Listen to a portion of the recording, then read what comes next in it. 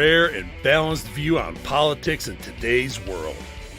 Based on facts, born of rationality, common sense, and logic, providing context on today's events, this is American Perspective with Rick Thomas.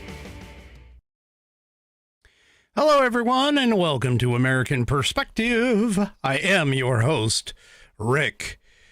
Oh my gosh, there's so much stuff that has been happening today, not only in the current events world that everybody is, of course, come here to listen to, but also too, I've got a big announcement. If you follow me on the socials, you would know a little bit about what the announcement is, but I got more for you, and it's all going to be tomorrow night. So make sure you're here for Whiskey Wednesday. It's also TGRN Wednesday, so you'll have to come and check it out for sure.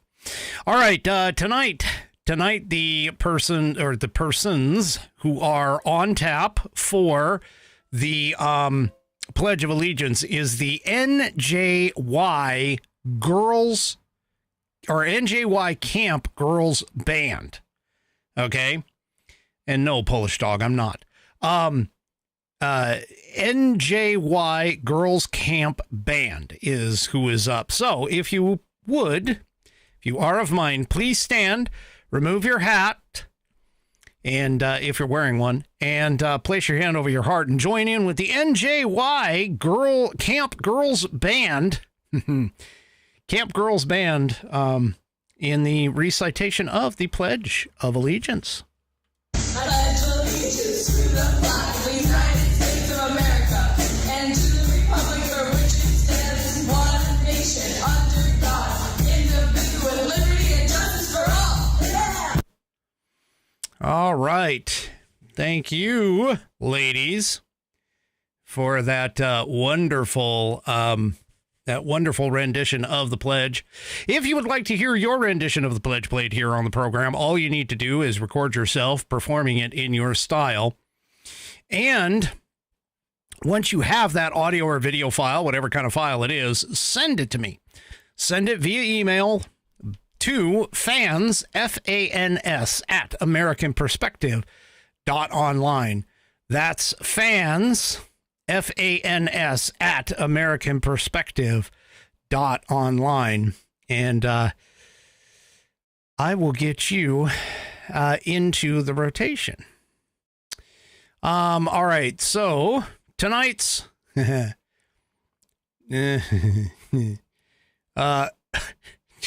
sure, Coco, that's perfectly fine. Anyway, tonight's headline sponsor is the Institute on the Constitution. The Institute on the Constitution was established in 2004 as a 501c3 nonprofit with one singular mission, and that is to restore the constitutional republic through grassroots education. All courses and materials are developed using primary source documents and taught from the American view of law and government as defined in the Declaration of Independence in the following 3 key points. 1, there is a God. 2, our rights come from him. And 3, the purpose of civil government is to secure and protect our God-given rights. The IOTC offers the opportunity to educate yourself on our most precious founding document, the Constitution of the United States. They also provide tools to educate your community and get involved with local government. Start by taking their free U.S. Constitution course and go from there. Yeah, there we go. Use my affiliate link, iotc.americanperspective.online, to sign up. And while you are there, take a moment to look through their other course material and information. My affiliate link, once again, is iotc.americanperspective.online to get great content, to learn about our historical founding, and support the show in the process. That's iotc.americanperspective.online. Or if you just want to purchase this fabulous Saddleback leather-bound U.S. Constitution to support the show, go to constitution.americanperspective.online. Check this out. It's got 1/8 of an inch of Saddleback leather wrapped around pages that are water and tear resistant. No cheap glue here, folks. This is stitched binding all the way through the leather. And it's got a 100-year warranty against materials and manufacturer defects, such that if something goes wrong with it, you can then go and send it back to the manufacturer and get it either fixed or replaced for free. Go to constitution.americanperspective.online to get yours. It's buddy tested, buddy approved, Billy tasted, Billy approved, and my youngest whiskey warrior has confirmed that the information contained within will help you get your civics badge in Scouts. Probably will also help you get your civics test taken care of too. Go to constitution.americanperspective.online to get yours today. And, of course, check out the rest of the Institute on the Constitution's offerings while you are there. I thank them for allowing me to be an affiliate. Yeah. All right, so Rumble Studio is acting up. Don't know why, but it is. Whatever. Anyway, not a big deal. You guys can still see me and hear me, so there you go. That's all that is necessary. All right.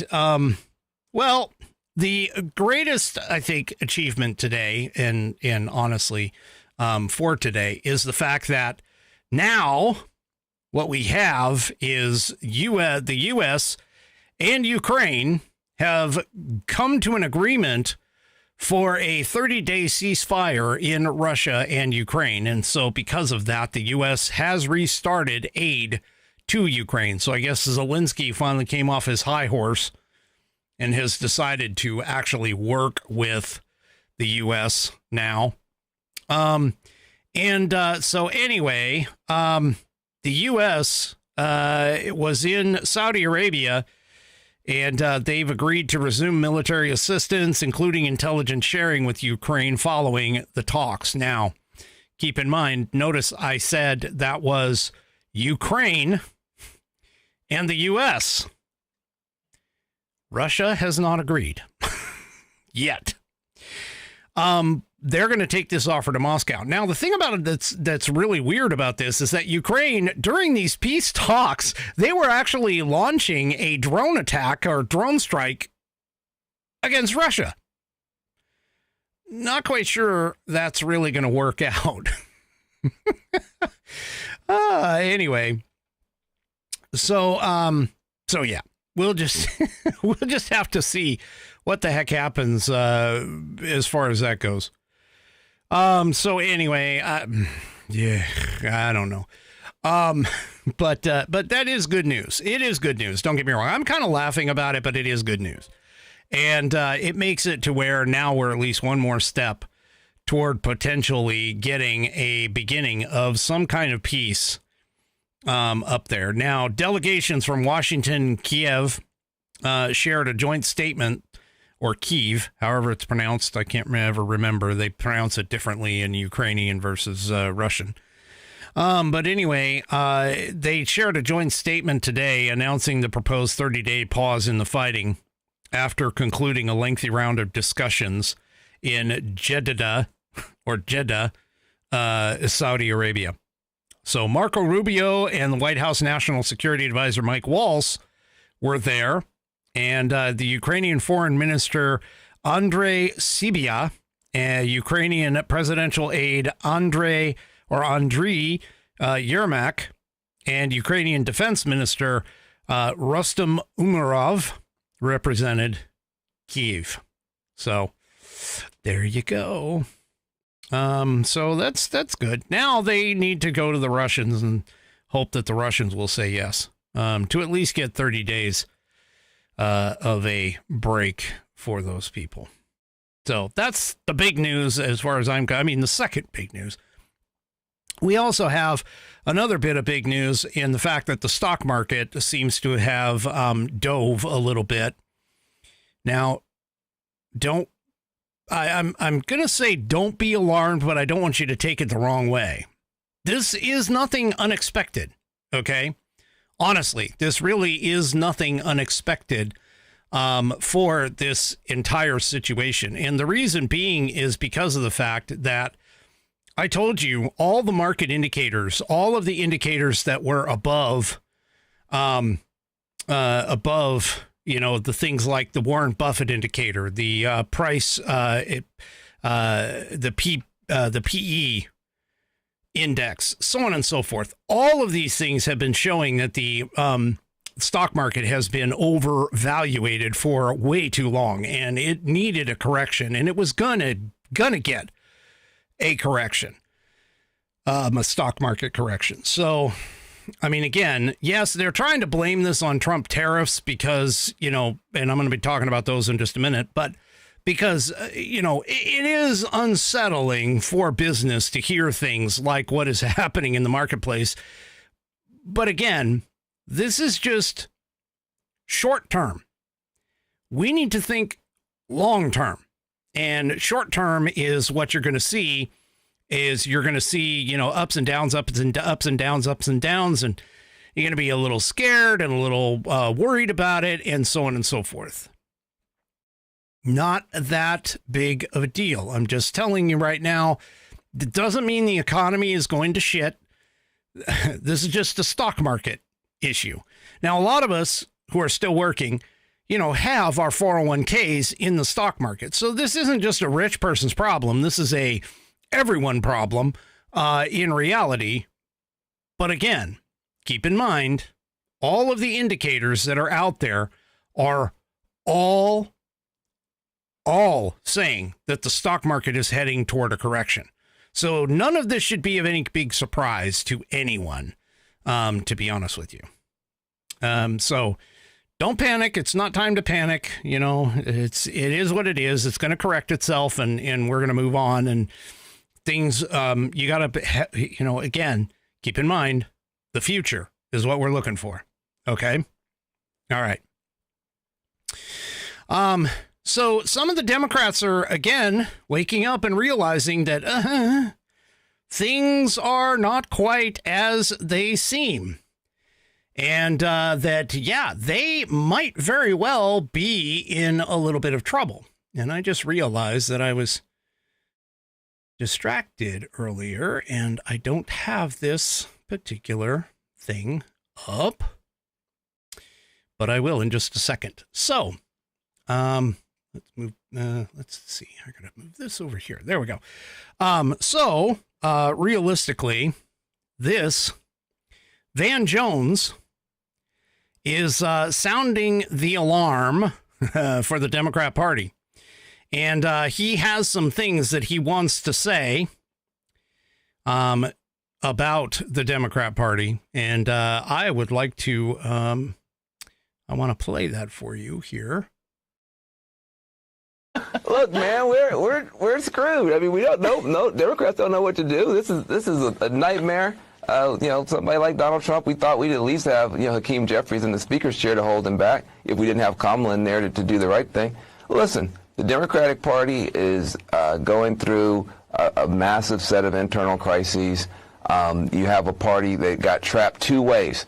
One, defending a broken status quo that nobody likes because they thought that Donald Trump was going to make it worse. But when you're defending the status quo, you're going to lose. And then offending most people in the country, calling everybody sexist and racist and transphobic and every other name, and then saying, please follow us.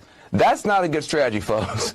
Defending a broken status quo and offending most of the country turns out is not as popular as my party thought it was going to be. And so it's going to take a while for people to get it figured out. So that's basically what he's saying, is that, yeah, we have a bit of a problem in the Democrat Party. So, yeah, there is that. So, yeah, he is starting to realize that maybe this isn't quite, I mean, again, there's some Democrats that are starting to, wake up a little bit. And this is a good thing, but they're starting to realize that they're way out of of touch. Even Politico has gotten into it, as you can see here. Dems' own polling shows a massive brand problem ahead of 2026. Now, here's the thing.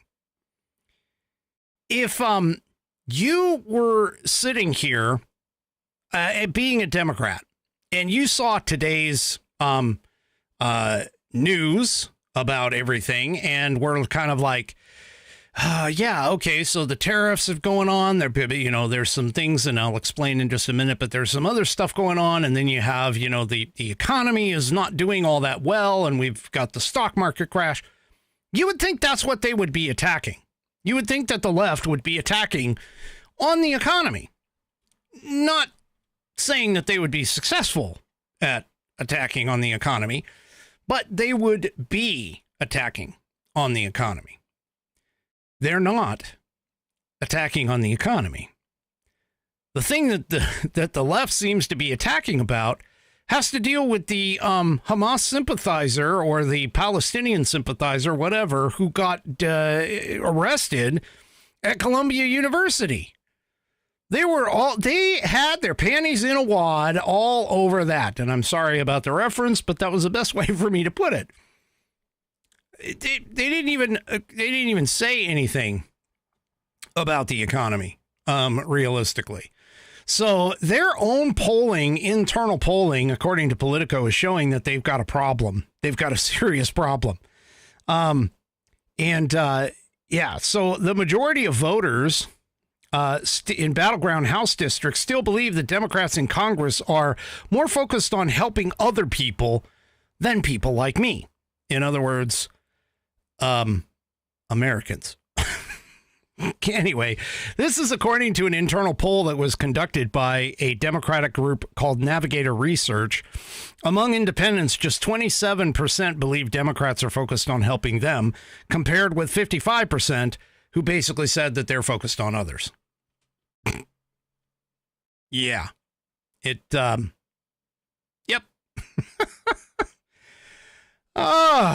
So anyway, the polling, which was shared first with Politico, is one of the first comprehensive surveys of voters in swing congressional districts since November of 2024. House Democratic members and staff are scheduled to hear from one of the researchers who will present their findings at their caucus's issues conference tomorrow in Leesburg, Virginia. The meeting, of course, is aimed at guiding members' messaging as they prepare for 2026 midterms.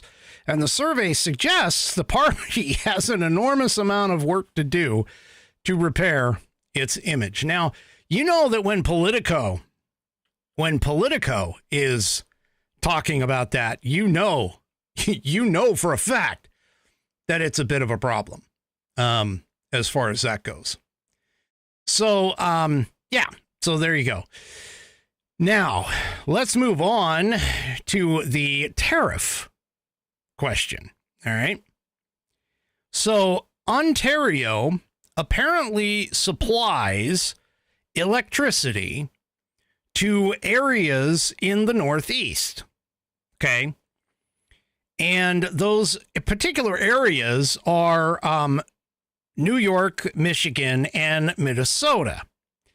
Now, reportedly, and this is from Ontario Premier Doug Ford, he said that last week that his province was going to slap a 25% export tax on electricity that it sends to approximately 1.5 million homes in those areas, according to the Wall Street Journal.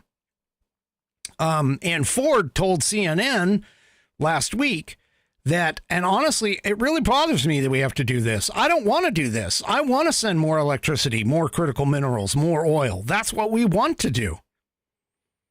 The Premier of Quebec previously told Politico the province would similarly considering stamping tariffs on their power exports to the New England area. Ford also vowed to cut electricity exports to other U.S. border states if necessary. So, Trump said, fine. You want to do that? We're going to add an additional 25% tariff on steel and aluminum after that. Trump's not messing around here. Now, keep in mind, the minute that Trump announced that, the premier backed off of his threat to put on the tariffs. I haven't seen an article yet as to whether or not Trump has actually rescinded that or was just, basically saying, and hasn't really put it into place yet. But yeah, Trump basically said that the new tariff would go into effect tomorrow and bring the U.S. levy on Canadian steel and aluminum to 50% of those commodities prices. Now, I want to point out something to all of you, okay, which is literally this. First of all, Canada depends much more on us, as I've explained before, in terms of their economy than we do on them. All of that being said, however, okay, that doesn't mean that the two of us need to get into some sort of a trade war about this. Now, also, too, keep in mind, Justin Trudeau is on his way out. They have a new guy that has been elected, but this new guy is another Davos, New World Order, WEF, climate change loving liberal leftist up in Canada. And he, in his acceptance speech, got pretty dang tough, or at least talked about pretty dang tough stuff. So, yeah. Again, we're in a interesting little conundrum. Why they would even talk all of this tough about stuff. And I didn't mean for that to rhyme, but it did anyway. But to talk about all that is mainly just because of the fact that, again, they're in a worse place with this whole thing, if it were to come to pass, than what we are. Now, Trump also made the comment, too, that he demanded that Canada eliminate their, now listen to this, 250% to 390% tariff on various American dairy products when purchases exceed a limit that the president previously negotiated during his first term in office as part of the NAFTA replacement. Can't remember what it's called. But anyway, he also threatened to decimate the auto industry of America's northern neighbor. You know, Canada, I'm just going to tell you this right now, guys. It's not in your best interest to keep going after this crap. Okay? There's no benefit here for this. And so for them to sit here and be picking and choosing and trying to push, this is not, no. Now, all of this is being blamed, of course, or is being blamed for, of course, the whole stock market crash.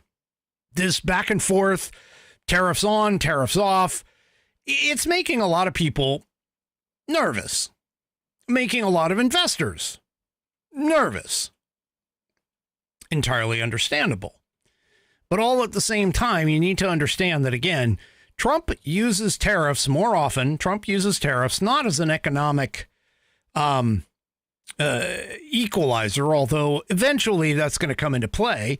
But his primary use of tariffs is to get things done that he wants done, and at least bring the offending country to the negotiation table. I mean, that's pretty much what it is. So, yeah. All of this is going to be very, very interesting to watch. And again, this is just the beginning, to be honest. Okay. This is just the beginning, because Trump has announced there's going to be some short-term pain for some long-term gain. Granted, he didn't say it as eloquently nor as rhythmic as I did, but that's all kind of the scenario here. So, New York, Michigan, Minnesota. Yeah, you guys might be a little bit cut off from Canadian electricity. Anyway, so Trump did also order a national emergency on electricity within those areas that are being threatened by this. And he basically wrote on Truth Social that this will allow the U.S. to quickly do what has to be done to alleviate this abusive threat from Canada. He said, if other egregious long-time tariffs are not otherwise dropped by Canada, I will substantially increase on April 2nd the tariffs on cars coming into the U.S., which will essentially permanently shut down the automobile manufacturing business in Canada. So, yeah. This is not going to go away very easily, folks, but I promise you, we're on the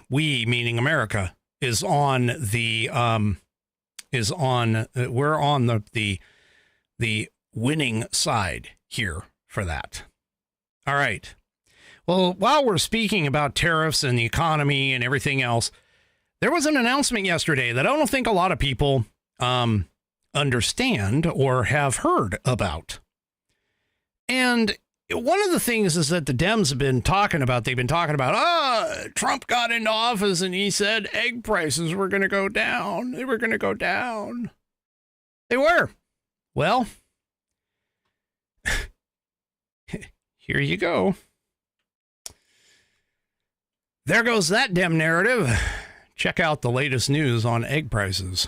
Well, here's the latest news on egg prices. We're more focused on how we bring the price of eggs down in the avian bird flu for everyone. A good piece of news we just got in the last day or two is that the average cost of a dozen eggs has now gone down $1.85 since we announced our plan about a week and a half ago on February the 26th. So listen, we're going into Easter season. This is always the highest price for eggs. All right. So eggs apparently nationwide, kind of like what they do with things like gas, the average price has come down $1.85. Okay. And that, by the way, was the Secretary of Agriculture, Brooke Rollins. Okay. And so the average cost of a dozen eggs has now gone down $1.85 from what it was. But here's the thing. Okay. This has nothing to do with necessarily with the bird flu, because the culling of the herds or the hens, I should say, the flocks, is still occurring.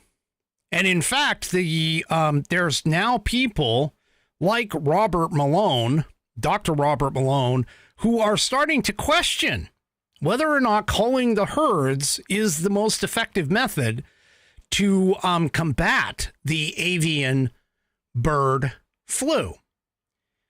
And there are some other questions, and there have been some other ideas that have been thrown around in terms of trying to get more hens and get those hens with better resistance against the variations of the avian bird flu. Now, apparently there's a couple of strains that are literally 100% mortality rate. Now, the problem that we have, of course, is the fact that you can't necessarily allow it, and this is part of the reason why they keep culling the flocks, is you can't necessarily allow one to be anywhere near it. Although it's interesting that the USDA has just been basically, they test a bird, they get a bird that it tests positive, and they go and kill off everything within a certain radius of where that bird is. I'm not exactly sure, because I'm not a birdologist or whatever. I'm not exactly sure as to whether or not that is the most effective necessarily method, but I mean, it would sort of make sense. Now, all of that being the case, the most common way for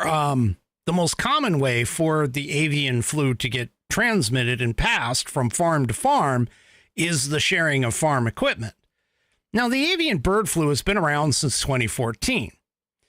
And those folks, they've been combating this for a while. And they've come up with best practices that are limiting some of the exposure. For an example, if they are moving farm equipment from one farm to another, they are actually doing some cleaning and some sterilizing of the equipment. So the amount of inter-farm transmission has been lowered. But they're still combating this thing.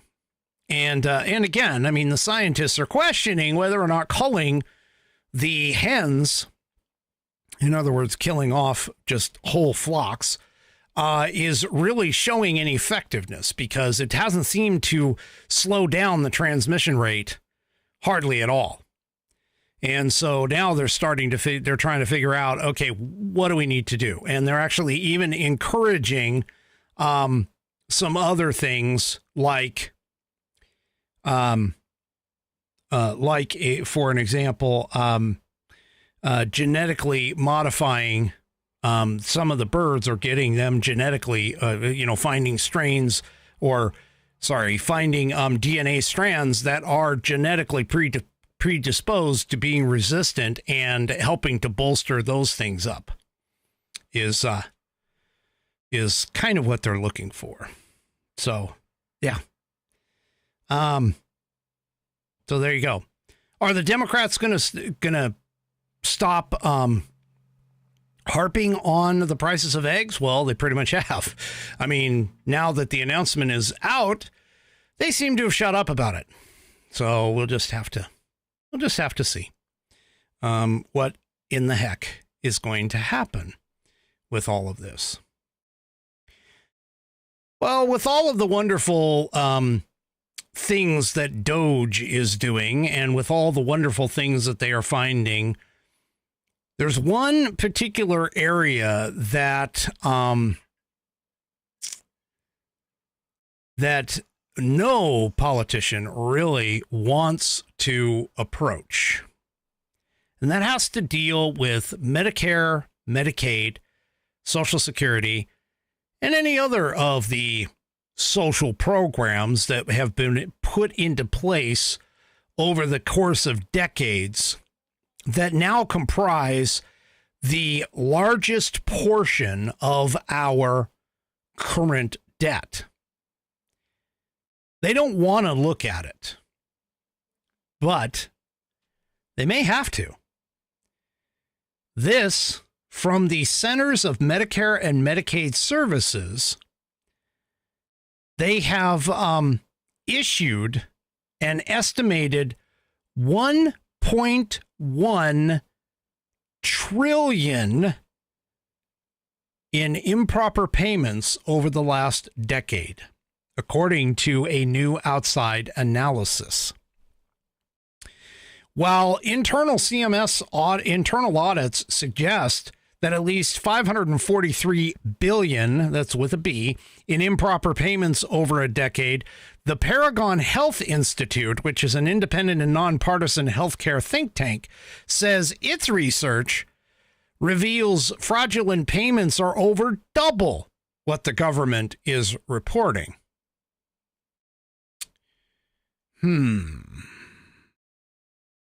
This is interesting. So according to researchers with the Paragon Health Institute, the CMS data excludes eligibility checks, which produces a lower inaccurate cost for fraudulent payments. The researchers note that CMS's payment error rate measurement, called PERM, audits under both the Obama and Biden governments, or administrations, I should say, excluded analyses of state eligibility determinations, resulting in an inaccurate estimation of improper payments. Yeah. So, yeah. Anyway, well, that, of course, is causing a bit of a headache and a problem, by the way, for the House of Representatives. Now, don't get ahead of me on this, all right? But the government is reportedly going to shut down on Friday if the Congress can't come up with a stopgap resolution for keeping the government open. Okay, we're now down to 3 days roughly before the government, quote unquote, shuts down. Now, keep in mind, a government shutdown does not shut down critical services. Okay. It does shut down non-essential services.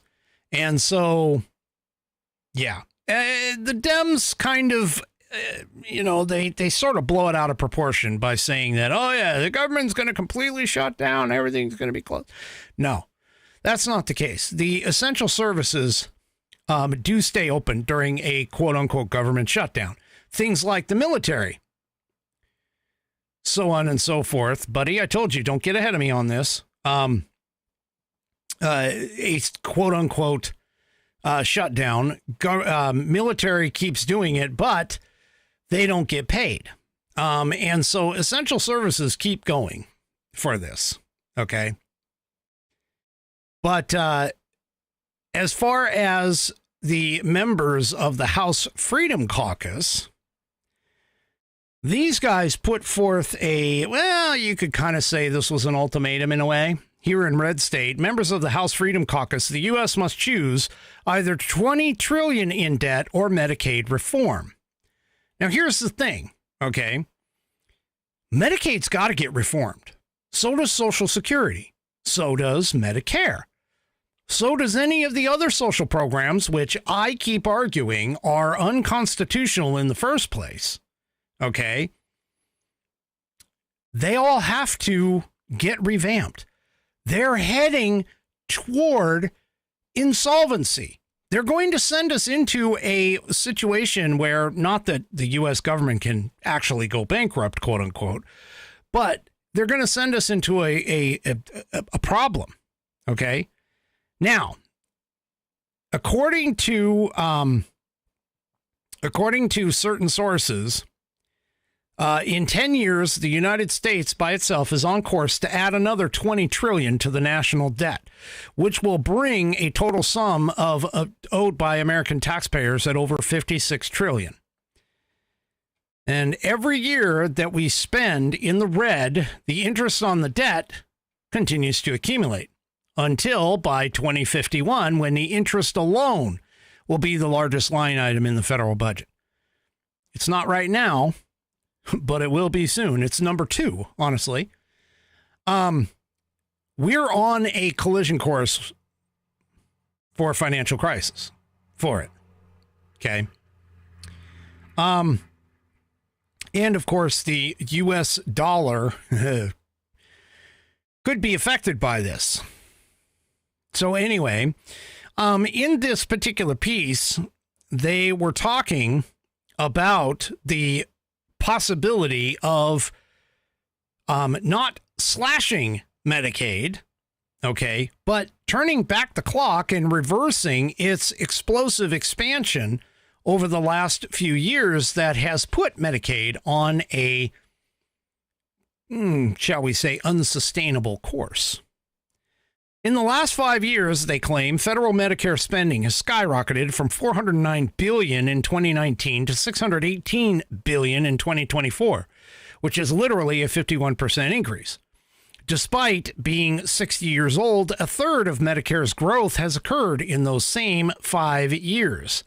And in the next decade, the Congressional Budget Office projects that Medicaid will cost more than $1 trillion annually, which is reportedly rivaling the size of Saudi Arabia's economy. So, and they point to this being that Obamacare introduced an entirely new class of what they call able-bodied adults to Medicaid. The program itself exploded. Under President Joe Biden, the Centers for Medicare and Medicaid Services withdrew 13 waivers for Medicaid work requirements, once again dramatically expanding the program and costing taxpayers billions. Here's the problem, folks, and I'm just going to break it down to you very, very easily. Somebody, somewhere, please look in Article 1, Section 8 of the Constitution and tell me where health care is a responsibility of the federal government. I would love for somebody to be able to explain that to me, because it's not. It's not part of it. Okay? It's not part of it. The federal government was not designed, and the taxes were not designed to ensure people's health care. And the explosion of it, just like with Social Security, the explosion of it being utilized and just adding more people, because that's what Democrats do. Democrats think that money just falls on trees, or grows on trees, I should say, gets shaken from the tree. You can just walk out to the tree, pluck it from the branch, and you've got dollars. It doesn't work that way. Government cannot give to somebody else what it doesn't take from a first person. And that's just the way it is. Okay? That's the problem. Now, somebody would look at that and look at that statement and be like, well, you're pretty callous to talk about this, because talk about it in this fashion because of the fact that, we're on Social Security. We're on Medicaid. You yourself have a mother. Yes, I do. On those programs and taking advantage of those programs. Okay. I'm just stating the fact that it doesn't show up in the Constitution as a responsibility of the federal government. Now, what did we do after that? After accepting that fact is essentially we need to figure out a way to, as these folks are saying in this article, turn back the clock or find a way to wean Americans off these programs and get them into a much better spot. This is not sustainable, people. It isn't. And to sit here and stick our heads in the sand or into other places where the sun don't shine and ignore the problem is just making it worse. And that's pretty much where we're at right now in terms of today, is that we need to understand that, we're going to have to tackle these issues.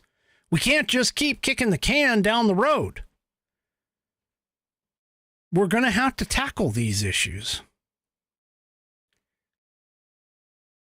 And continuing to do this, I know it's political suicide, but continuing to do this without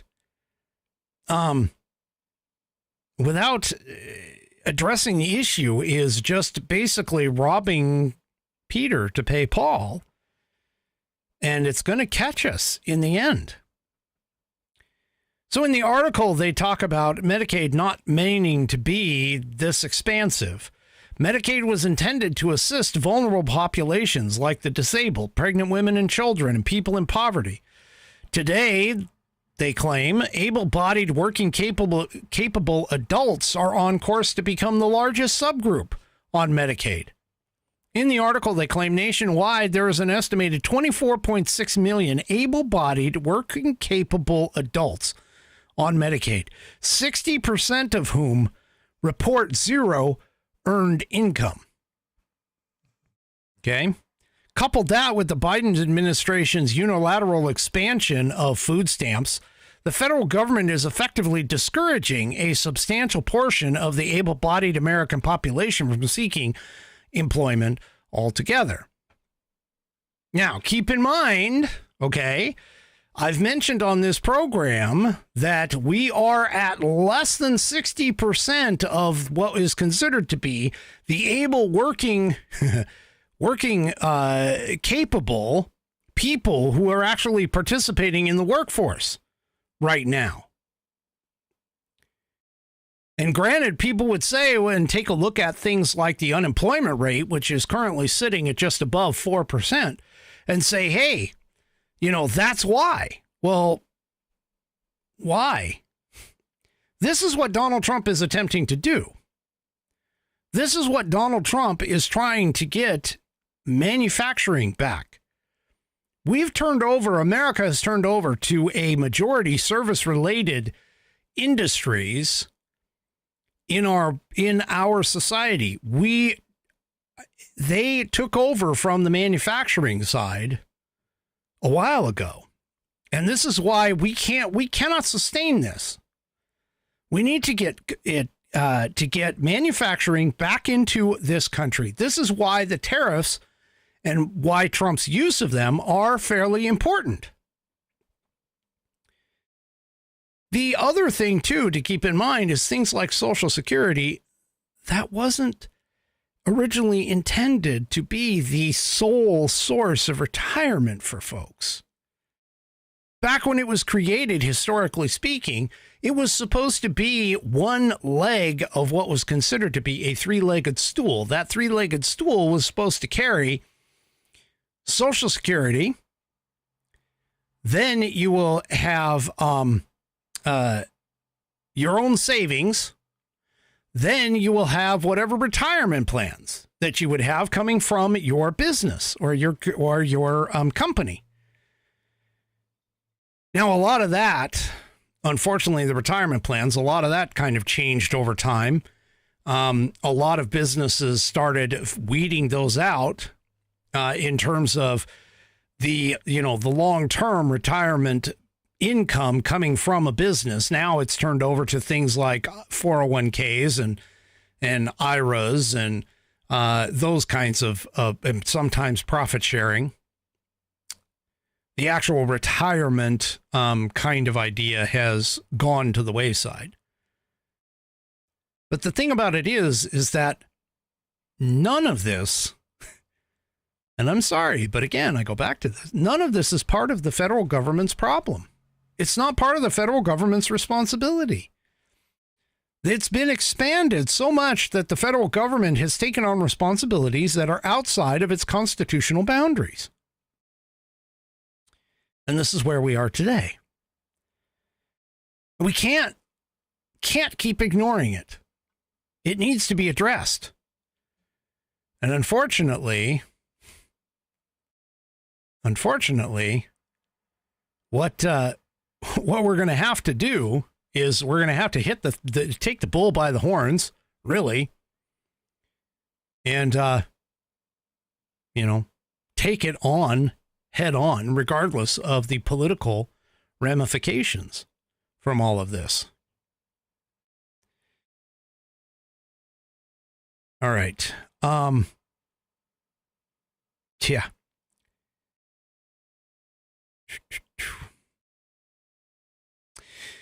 Let's see. What else do we have here?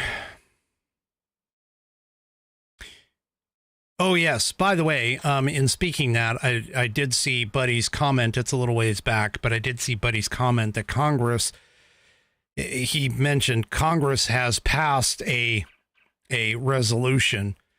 The House has passed a resolution.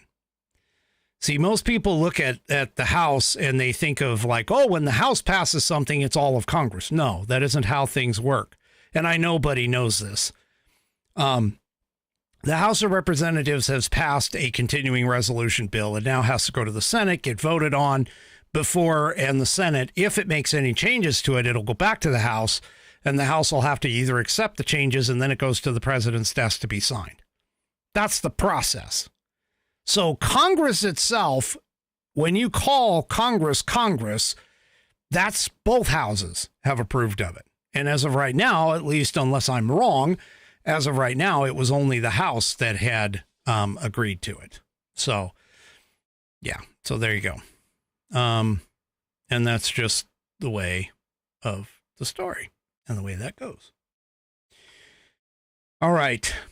Some more information has come out about X, and it's being attacked.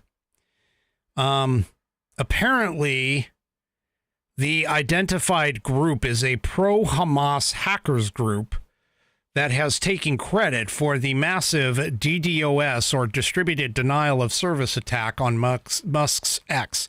Now, I'm actually on X tonight. I'm actually on X tonight.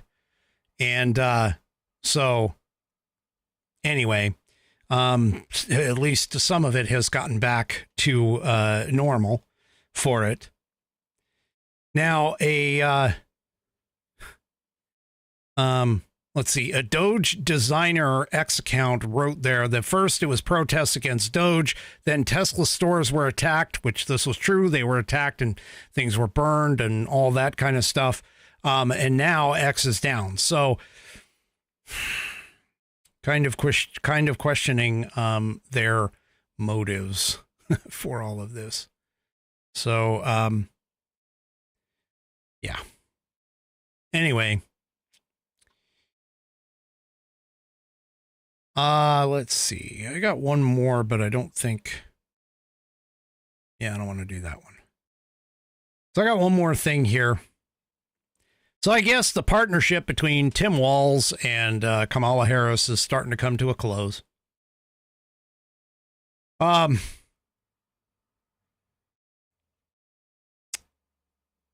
I mean, it's come to a complete close. Walz apparently admitted in an interview with Politico that the campaign took a cautious approach, avoiding media engagements and according to him, missed opportunities to connect with voters. Walz pointed to the limited time the campaign had following Joe Biden's withdrawal from the race 4 months before the election, but suggested that they should have taken a more aggressive approach to the media appearances. And a lot of people don't seem to understand that there's a reason why they did that, folks. I mean, if you've ever seen Kamala Harris unedited, unscripted, she's a train wreck. And apparently there's insiders that were basically feeling the same thing with Walz. Because some staffers pointed to his struggles during media appearances, in particular, the vice presidential debate against J.D. Vance, which, of course, yeah, it's, what is that look, J.D. Vance's look on things? Anyway. So one former Harris staffer described the Walz debate performance as a major liability, citing his difficulty to answering questions, particularly on his past travel to China. The former staffer said this was a guy who was definitely embarrassed by his flubs, didn't handle them well, and seemed like there was a never-ending supply of them. So that was part of the issue, getting him out there everywhere. Yeah. So, yeah. I'm telling you, man, the Democrats, they're all discombobulated. And he actually thinks, believe it or not, he's got enough political capital to make another run for the presidency. Yeah, I don't think so.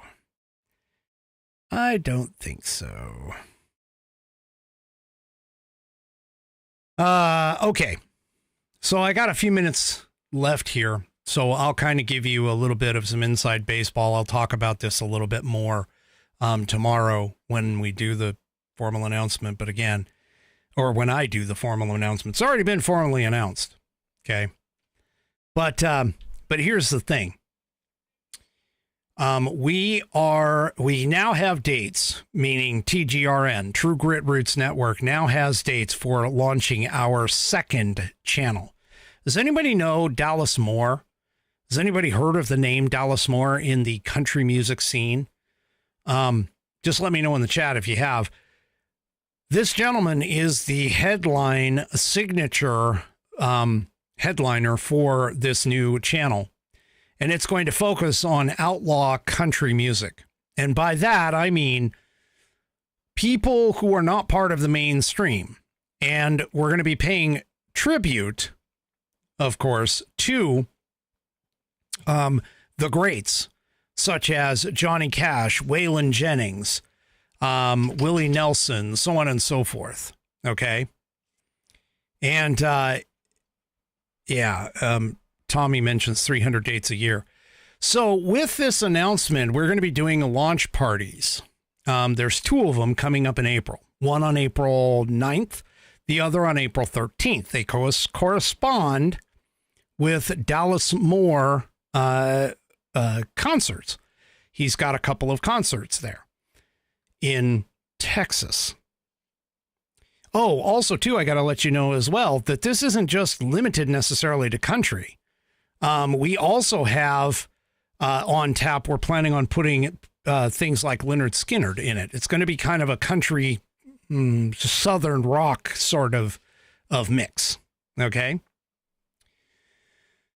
So, or at least that's what I've been told. We'll see what it finally ends up with. All right. However, the two dates for our launch parties, the 9th and the 13th, again, they're going to be Dallas Moore concerts. The first one is at Green Hall in Texas. That's Grune Hall, Green Hall in Texas. The other one is going to be in Luckenbach, Texas. And yes, that is the Luckenbach, Texas of song fame. If you are in Texas and can get to one of those dates, I would love to see you there. I would love to see you there. Just saying. So, yes. Yeah, 3 Chevy. Willie Whalen and the boys. That's right. We're going to go to Luckenbach, Texas.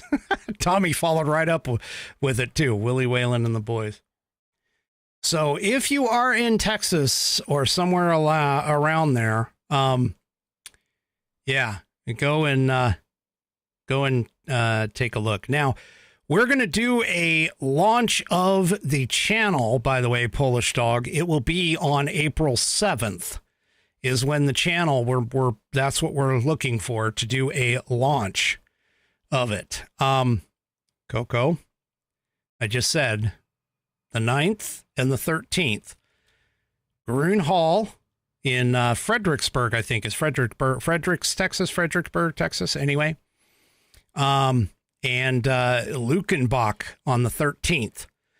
I would love to see you there. So if you happen to be, if you're wanting to go, I know it's a bit of a ways, but if you're wanting to go and run into and come see a great show, we're going to be doing the launch parties. I'm going to be streaming on the 9th. I'm hoping to be streaming on the 9th. And yeah, so there we go. I don't know about the 13th. I'll have to think about the 13th, but anyway, my plan is to be streaming live. Yeah, and yes, that is the song. That is exactly the song. 3 Chevy is asking, will it be in one app? Unfortunately, not ours, because it doesn't work that way, but we do have plans for another one, for like the Live 365 app. We do have plans on that one. I just don't have any other details. There's going to be some other details that are coming out. Okay, I promise you. And we'll get to more of it tomorrow. But tomorrow and later on, I'll keep announcing as soon as I can. But now I can at least let you know that we will be doing lounge parties, and I will be physically. I'm planning on being physically present at those two locations. So that's it for me for this evening. Do me a favor, if you haven't already, head on over to rumble.com, get yourself an account. It is free.